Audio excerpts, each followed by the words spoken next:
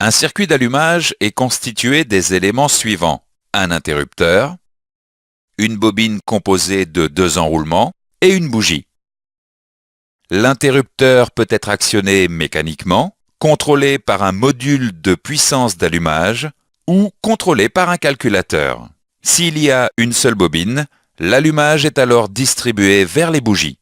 Dans le cas d'un allumage statique, il y a une bobine pour 1 ou 2 cylindres.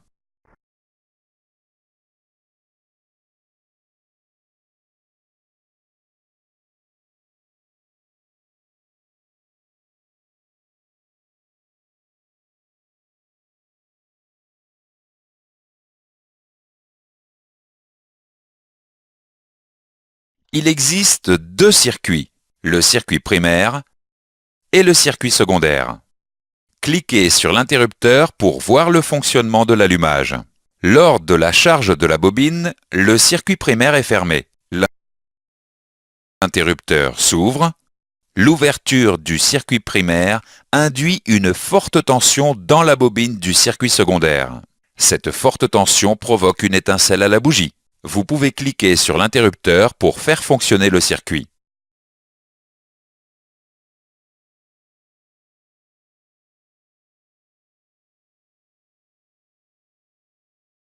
Sur les systèmes récents, le calculateur d'injection gère aussi la fonction allumage. Cependant, sur certains systèmes, l'interrupteur du circuit primaire est intégré dans un module de puissance d'allumage MPA. Le MPA gère l'intensité de charge de la bobine. Le calculateur envoie un signal de commande au MPA qui ouvre le circuit primaire pour déclencher l'allumage.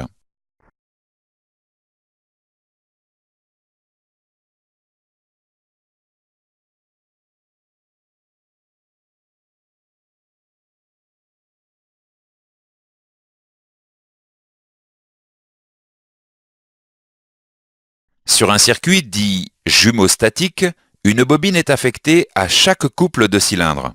Chacune des extrémités du circuit secondaire est raccordée à une bougie. Le calculateur pilote directement les bobines. Au point d'allumage, une étincelle jaillit à chacune des 2 bougies. Une étincelle est utilisée en fin de compression pour l'allumage.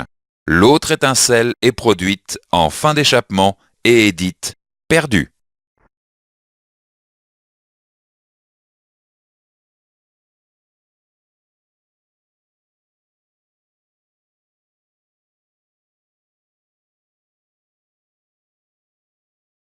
Sur un système dit à bobine crayon, il y a une bobine par cylindre.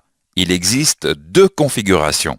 Cliquez sur le calculateur pour voir le fonctionnement de la première configuration. Dans le premier cas, 2 bobines sont montées en série et pilotées par le même étage de sortie du calculateur. Il y a donc à chaque fois 2 étincelles, comme dans le cas d'une bobine jumeau-statique. Cliquez sur le calculateur pour voir le fonctionnement de la seconde configuration. Il existe cependant des systèmes où chaque bobine est pilotée par un étage de sortie du calculateur distinct. Dans ce cas, il n'y a qu'une étincelle qui est produite de manière séquentielle pour chaque cylindre.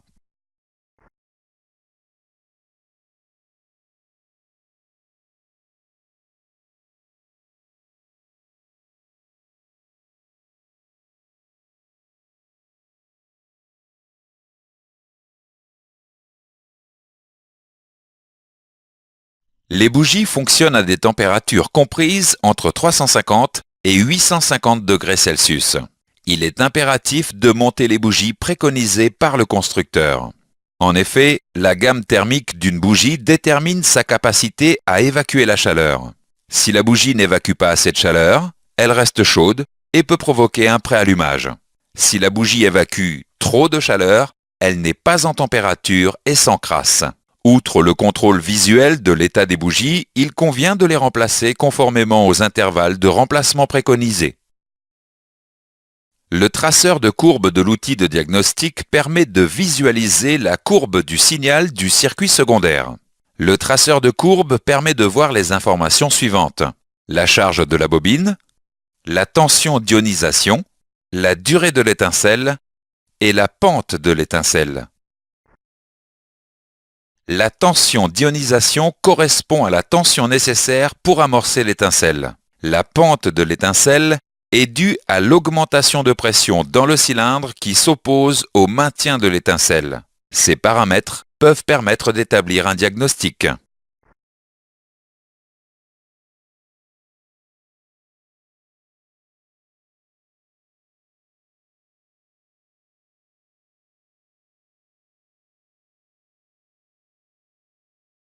Plusieurs facteurs peuvent influencer la courbe d'allumage. Ces facteurs sont la richesse, la pression dans la chambre de combustion ou l'écartement des électrodes de la bougie. Par exemple, si l'écartement des électrodes de la bougie augmente, la tension d'ionisation nécessaire à l'amorçage doit être plus grande. Mais comme l'énergie disponible au niveau de la bobine reste identique, la décharge s'effectue plus rapidement. L'étincelle est plus brève. Faisons maintenant quelques exercices avant de continuer. Quel est le nom de chacun des éléments? Sur un circuit jumeaustatique, lorsqu'une étincelle se produit en fin de compression, dans quelle position se situe l'autre cylindre allumé? Quelle sera la courbe d'allumage si l'écartement des électrodes de la bougie augmente? Dans ce chapitre, nous avons vu les points suivants.